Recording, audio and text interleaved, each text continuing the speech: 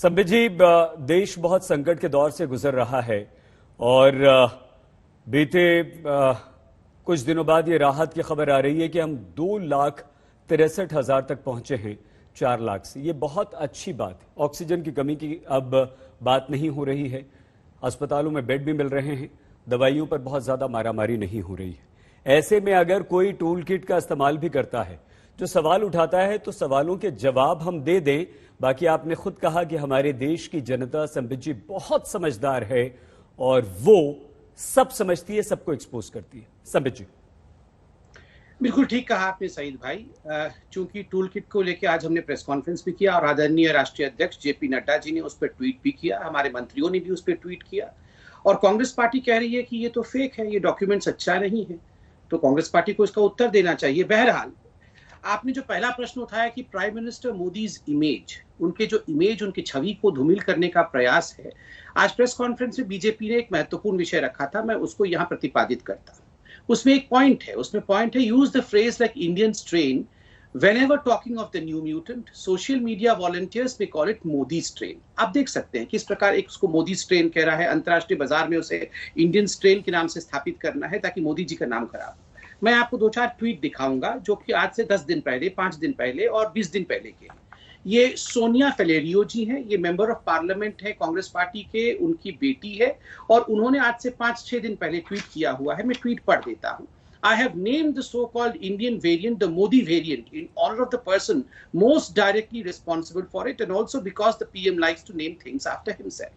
दूसरा ट्वीट में दिखाऊंगा आदरणीय शशि थरूर जी का और ये ट्वीट है 22/4/21 का और उस ट्वीट में शशि थरूर जी ने क्या कहा है? When people of India speak of a double mutation of the Indian variant of the virus, उसके आगे बहुत कुछ लिखा है उन्होंने इंडियन वेरिएंट का।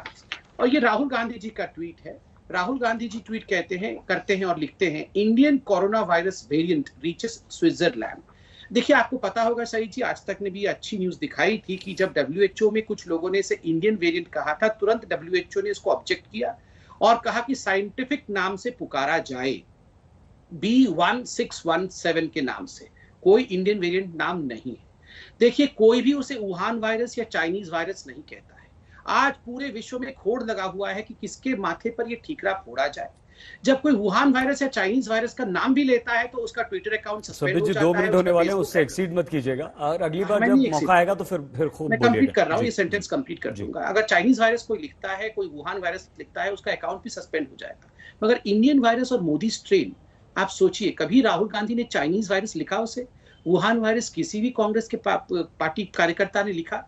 मगर मोदी स्ट्रेन, इंडियन वेरिएंट क्यों? ये सवाल है। ठीक, 2 मिनट में आपने कंप्लीट की अपनी बात और सुप्रिया जी आपके पास भी 2 मिनट होंगे। 2 मिनट एक बार राघव जी और डॉक्टर अजय हम ये करेंगे और उसके बाद फिर चर्चा को आगे बढ़ाएंगे। सुप्रिया जी, एक अच्छी बात ये रही कि आपकी पार्टी की तरफ से तुरंत पुलिस स्टेशन जाया गया और FIR की मांग की गई और वहां पर ऑफिशियल कंप्लेंट आपने अपनी दे दी। ये अच्छी बात है। क्या आपको लगता है सुप्रिया जी कि इस संकट की घड़ी में जब हमारा देश कोरोना से लड़ रहा है और अब हम कोरोना को हराने की दिशा में आगे बढ़ रहे हैं, या थोड़ा थोड़ा ठीक हो रहा है? देखिए, 4 लाख से हम 2,63 तक तो पहुंचे हैं। कहीं ना कहीं हमें आशावादी होना पड़ेगा सुप्रिया जी। तो ये डाइवर्ट करने के लिए टूल किट कांग्रेस का बताकर मुद्दों से भटकाने की आपको कहीं ना कहीं कोशिश लग रही है? मैं आपको बता दूं मुझे क्या लग रहा है। मुझे ये लग रहा है कि एक चुनी हुई सरकार को और सत्ताधीन पार्टी को जब लोगों की मदद करनी चाहिए, आज भी संक्रमण के मामले भले कम हो गए हो क्योंकि टेस्टिंग थोड़ी दी, लेकिन मौत के आंकड़े अभी भी बहुत ऊंचे हैं। 4,300 से ऊपर मौतें पिछले 24 घंटे में हुई हैं अधिकारियों से, और कुछ मौत के आंकड़े मिसमैच भी करते हैं, चाहे वो गुजरात हो चाहे वो उत्तर प्रदेश हो, जिस पर आज मैंने प्रेस कॉन्फ्रेंस करी थी। खैर, मेरा अपना ये मानना है कि सत्तारूढ़ पार्टी को आज जरूरत है लोगों की मदद करे, लेकिन उनके पास इसका टाइम नहीं है। ये पूरा फर्जी फोर्ज्ड डॉक्यूमेंट है, पूरा फेक डॉक्यूमेंट है और इसीलिए हमने ये डिसाइड किया। यूजुअली हम इसको इग्नोर कर देते, लेकिन इस महामारी के दौरान अगर गलत फहमी और दुष्प्रचार फैलाया जाएगा तो हमने ये डिसाइड किया कि हम इसकी लीगल कार्रवाई करेंगे। इसीलिए हमने FIR करने की प्रक्रिया शुरू करी और हमने तुगलक रोड थाने पे FIR जाके लॉन्च करने की प्रक्रिया शुरू करी है।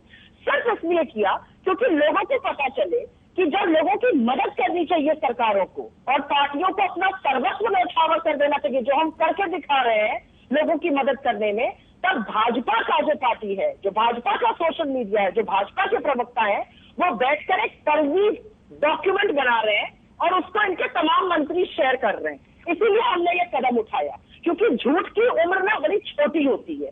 मैं ये कहना चाहती हूँ कि इस फेक न्यूज के माध्यम से तो बहुत कुछ कहा गया है, इस डॉक्यूमेंट में बहुत कुछ फर्जी डाला गया है, लेकिन चाहे इन्होंने सच भी बोल दिया है। इस फेक न्यूज में जो बीजेपी के द्वारा बनाई गई है, इन्होंने मोदी जी को इनकॉम्पिटेंट बताया है, अमित शाह को मिसिंग बताया है, जयशंकर जी को क्वारंटीन बताया है, राजनाथ जी को साइडलाइंड बताया है, निर्मला सीतारमण को इनसेंसिटिव बताया है। ये भी बताया है कि dramatic pictures of funerals and dead body, मौत में ड्रामा नहीं होता है, मौत में त्रासदी होती है, मौत में दुख होता है, मौत में पीड़ा होती है। 2 मिनट हो गए। और जब मौत की तरफ तैरती हुई लाशें देखी जाए तो कहीं पर शोभ और शर्म आनी चाहिए। ये ड्रामा नहीं है।